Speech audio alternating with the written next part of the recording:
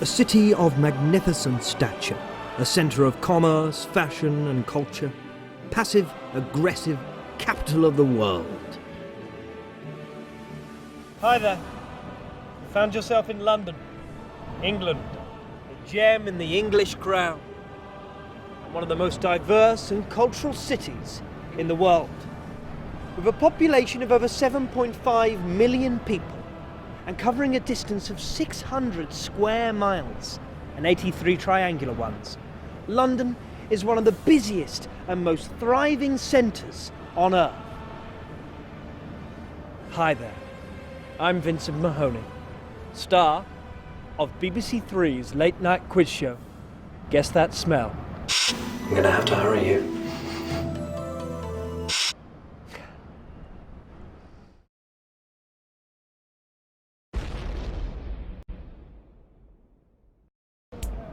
In my time, I've done it all. Writer, actor, part-time beef eater. But most importantly, I'm a Londoner.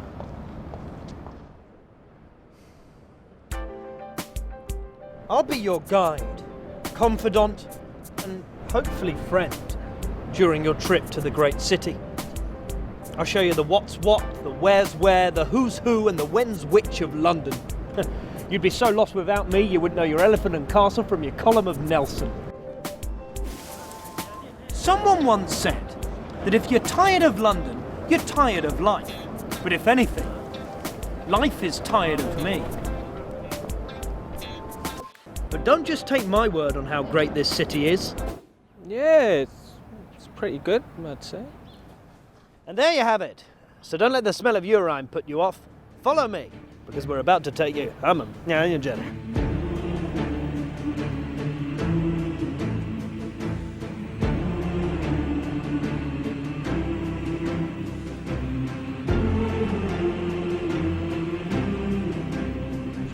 Some waterfalls, please stick.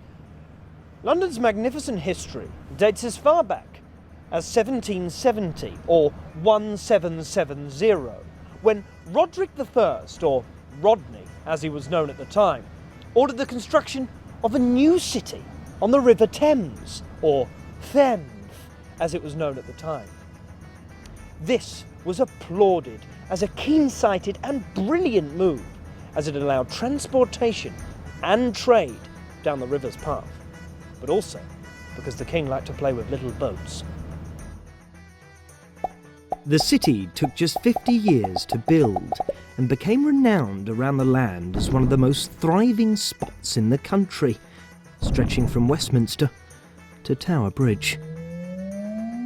The king named his city Zone 1. Sadly, shortly afterwards, brave Rodney drowned, trying to set sail on one of his toy boats. This was the historic vessel he set forth on.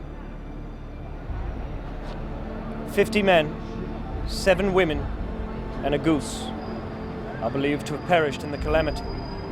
The death of such a great man was mourned and brought an end to a period of stability that had been so fundamental in the city's initial growth. With no clear and decisive successor, London faced a period of grave instability. During this time, a secret society of men emerged, who through their influence and personal standing came to control the strings of power. This shadowy order, composed of elements from every area of society, became collectively known as the Order of the Black Cab. From merchants to physicians and bankers to barbers, the order is thought to have had members in almost every profession, each associated by their shared secret of what they called the knowledge.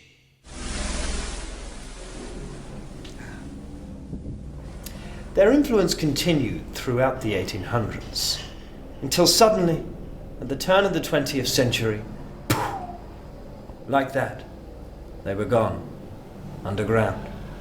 Nobody's ever seen them since. Many argue that the order only receded further into the shadows, and still whisper in the ears of power today. this day. In 1907, Winston Churchill was crowned king, heralding a new era of stability, which made the next 100 years pretty quiet, really. Most Londoners filled time by taking up little hobbies such as gardening, knitting, basket weaving or drinking.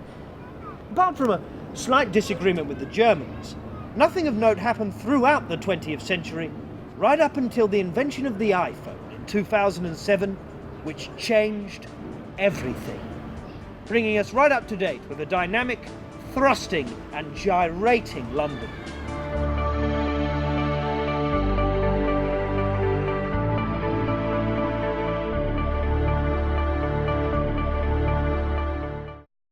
When coming to London, it's not a matter of what there is to see, but rather what is there not to see.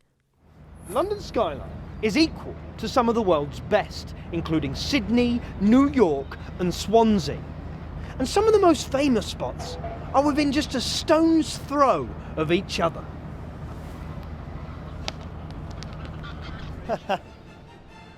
There's so much to do. I'm just going to throw you a few ideas. Starting here on the South Bank, there's a relatively easy way to see some of London's most famous landmarks in a short space of time. Behind me is arguably London's most famous site, Big Ben. The clock tower stands an incredible 86 high, and its face is an astonishing 17 diameters in width. In 1981, the clock's second hand was stolen, and for many years, Big Ben has struggled with its seconds and is known for its 67-second minute and 74-minute hour. At the turn of the millennium, the government thought it would be more fitting if this symbol of London could be brought up to date, and to this end in February 2000, the face of Big Ben was changed to a digital display. A short 45-minute walk along the river's path will take you on a brief but concise tour of some of the most famous places of interest, past St Paul's Cathedral, Shakespeare's Globe Theatre, the Tate Modern, and finally to Tower Bridge and the Tower of London. The Tower is famous for its many uses as a treasury, armoury, and the home of the crown jewels, but perhaps most famously as a prison and site of execution. Not too long ago, heads on spikes would line the fortified walls as a hellish reminder to all who saw them. The last person to be executed this way was Simon Cowell, after his trial for his crimes against humanity. The Mirror memorably ran the headline, "How will you get out of that one?" The real question is, with so much to see, how do you begin to make a choice? So what's your favourite part of London? I don't know, somewhere a little quiet like the park. Perhaps. You like somewhere a little closer to nature, eh?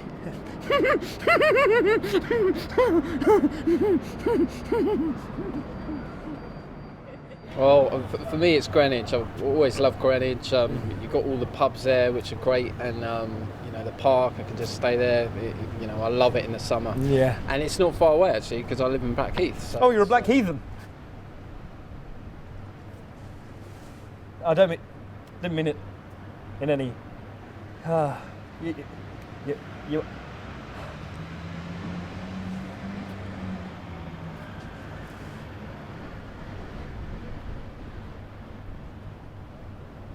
So what's your favourite part of London? The East End. I'm from Bow. That's in the east. Just down the road from the church, mate. Bow bells are my alarm clock. Don't get much more cockney than me. That's great, mate. So, whereabouts in London are you from? Red Hill, Red Hill? Where the hell's that? South London. Red Hill? Never heard of it. Oh, hang on. Yes, I have. That's not even in London, is it? Yeah, of course it is. No, it ain't. Of course it is. Well, where? How'd you get into Central? By train? What, direct? Yeah, of course. Come straight in. Yeah, but do you stop? No, why would I stop? I mean, do you change? What? Yeah, yes. Where? Where do you change? I just, jump on the train, then quick change, and then come in here. Where? How many times? Twice. Twice? That must be in Zone 8 or something, innit? Yeah, but Zone 8 of what? London.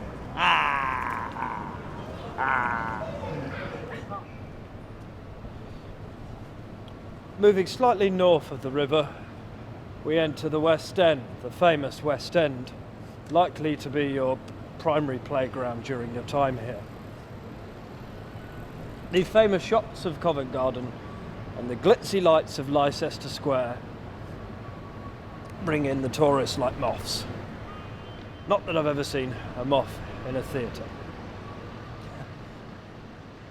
The majority of London's theatres are located here, showing glitzy, large-scale musicals that probably should have moved along some time ago.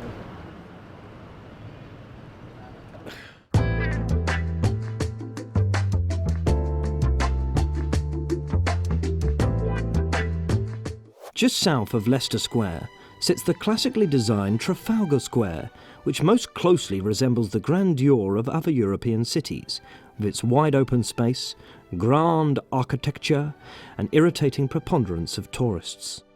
The lions which stand guard at each corner were real right up until 1972, when they were stolen. The most famous landmark is, of course, Nelson Column, standing magnificently in the centre of the square. Upon its unveiling, in a fit of bravado and excitement, Nelson climbed up the column as part of a stunt. Unfortunately, with no clear way down, there he stayed.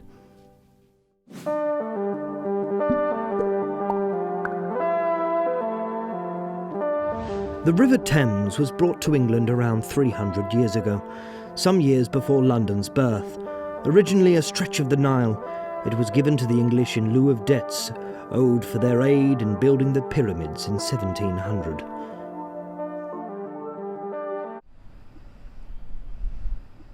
I'm in Neasden. Don't come here.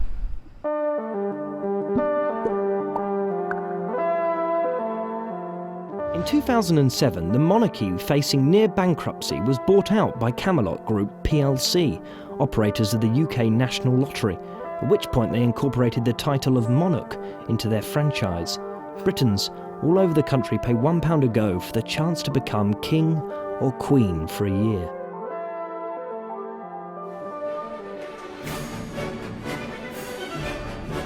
In a city so vast, there is always the risk of feeling hemmed in, but it shouldn't take you long to seek out some of London's beautiful and open green spaces.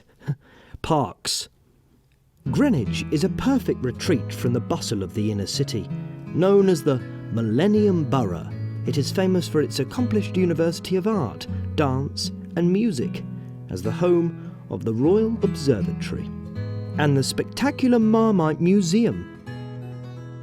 It is also the place where time begins. The observatory, top of the hill right there, sits directly on the meridian line. The point-like singularity that we've all come to know as the universe today originated here,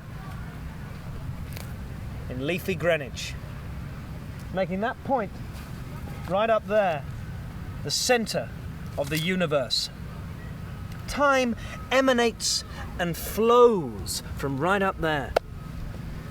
Can you hear it? Shh. Will you? So, can you hear it? One thing you may notice is that the closer you get to the observatory, the slower time seems to travel. And if you stand up there, right on the meridian line, you can see time travel in all directions at once. London is one of the best cities in the world for shopping, with hundreds of clothes shops in Carnaby Street, Regent Street and Oxford Street, Harrods and Hamleys. If it's shopping you're after, you can find it here.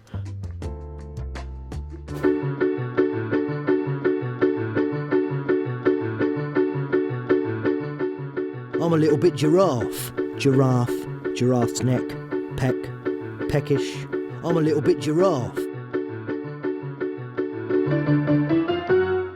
There are tons of fantastic tourist attractions all across the city, if you're stuck for somewhere to throw your money. The London Eye offers incredible views of the city during a 30-minute ride in one of its pods.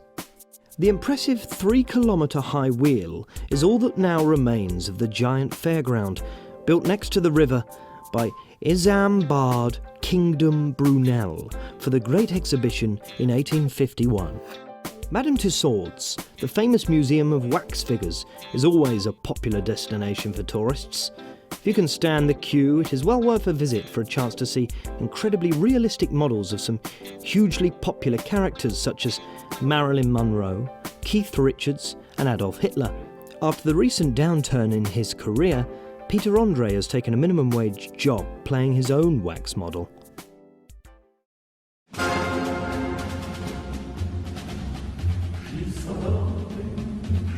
Head down to Highgate Cemetery for an opportunity to see Karl Marx's grave and give a nod to the father of modern socialism. You can head to the cemetery shop afterwards to buy all sorts of souvenirs such as umbrellas and pencil cases with Marx's face on them.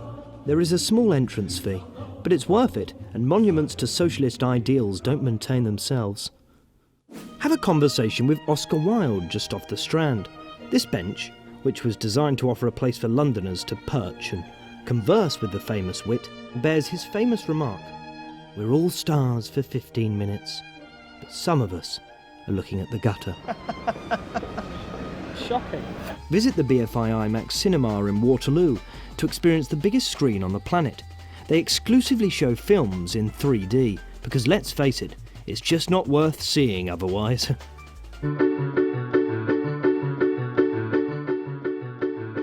The growing rich poor gap and the extravagant bonuses awarded in the city are just not Tony. Tony Blair, fair.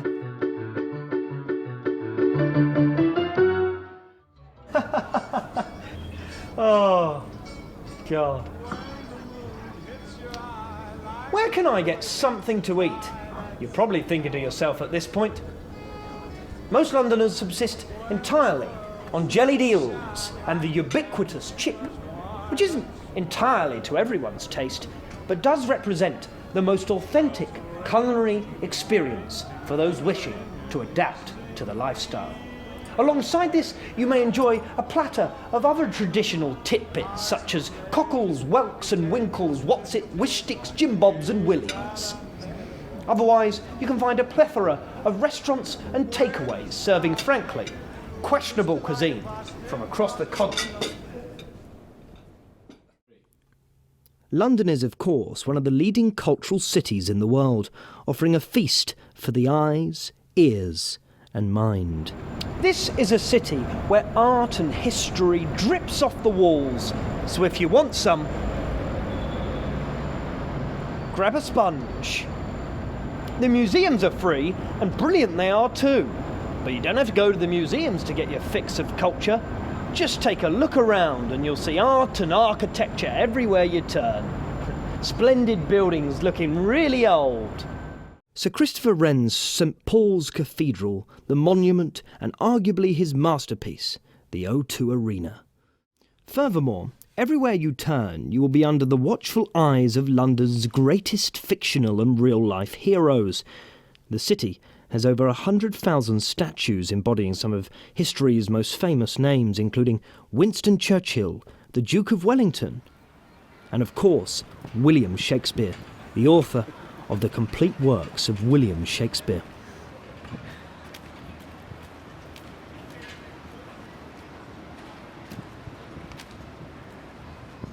London has a rampant and open gay scene.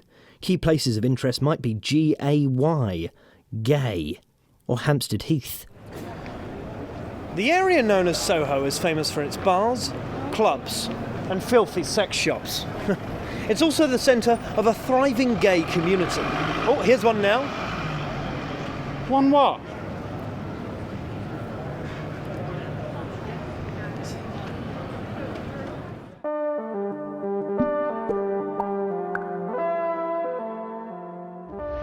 There is a fear widely shared among scientists that London is becoming so vast that it risks collapsing in on itself.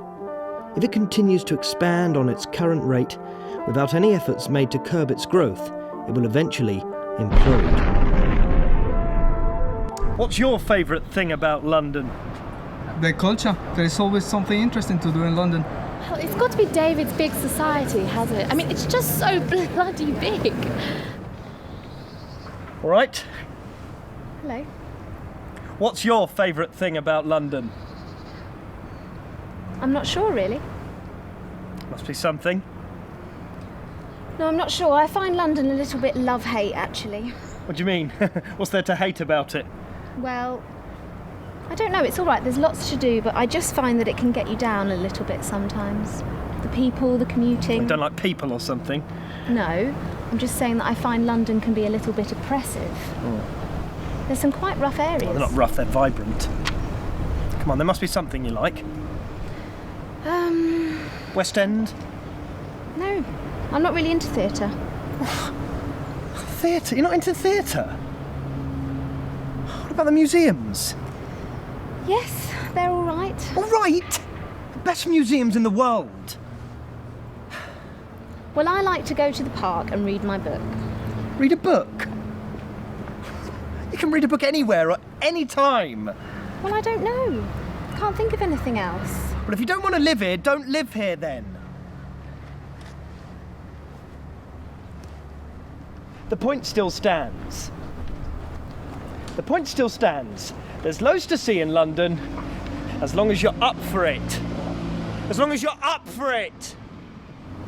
The truth is, you can enjoy the museums, you can enjoy the art and architecture, you can enjoy the promiscuous and carefree proliferation of gay relations.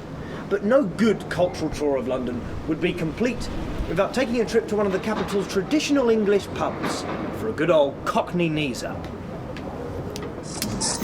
Get the knees up!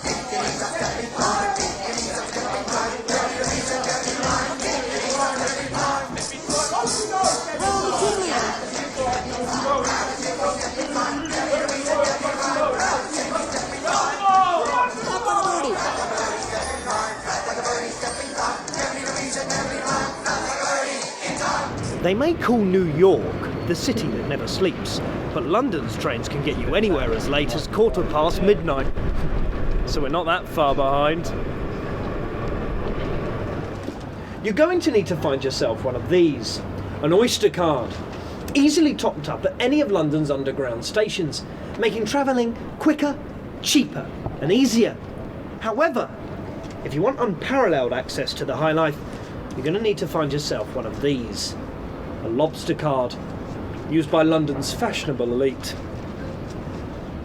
The trains are frequent enough, and you'll never be left waiting long for one to come along. One word of warning: never try to press the open button on the tube door, because they open automatically, and you'll just end up looking like an idiot. People are always saying health and safety has gone mad. Incessant instructions to mind the gap are just an example of this. That said, under the current government, it remains illegal to fall down the gap. No, don't worry about it. I found it. It was in my pocket. In 2009, the Northern Line was renamed the Northern and Southern Line when it became apparent that lots of people were stranded in High Barnet, not aware that trains also ran the other way. Hundreds of people were forced to sleep in the station, but at least one person was killed. Sorry, I mean at least one person was killed. Please be aware it's perfectly permissible to travel south on the same line.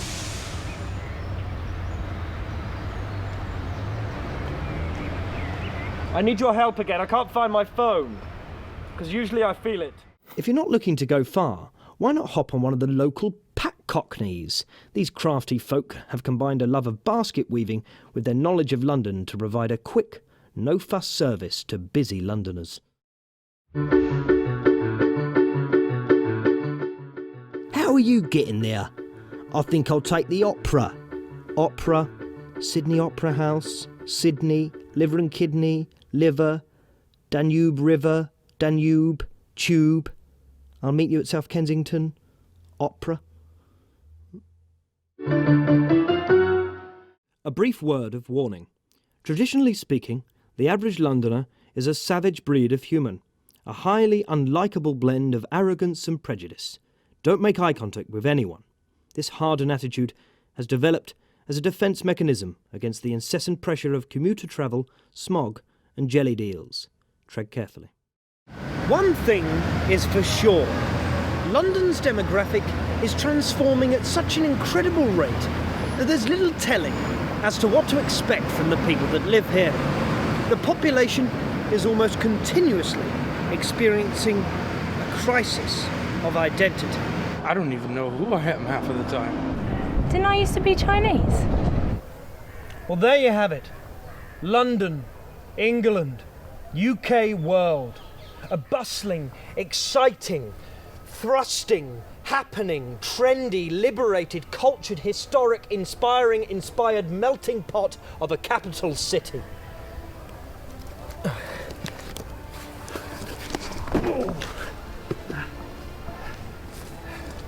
A city of sunsets and sunrises.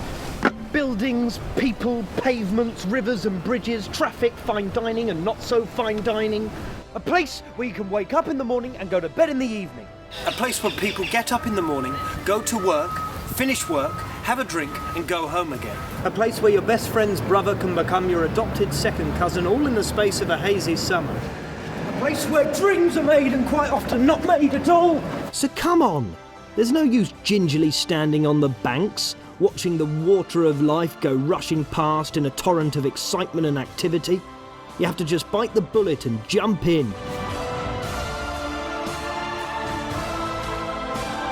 What's the use of biding your time, watching it all pass you by? Get involved, choose life.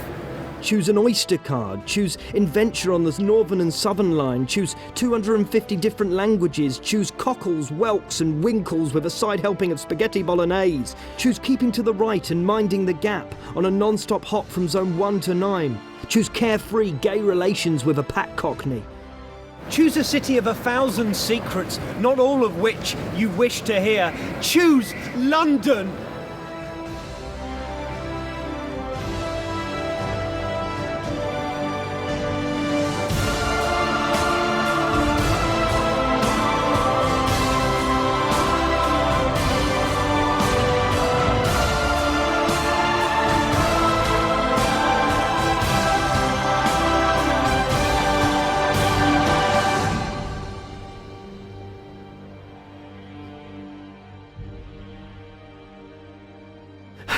Yes, choose it.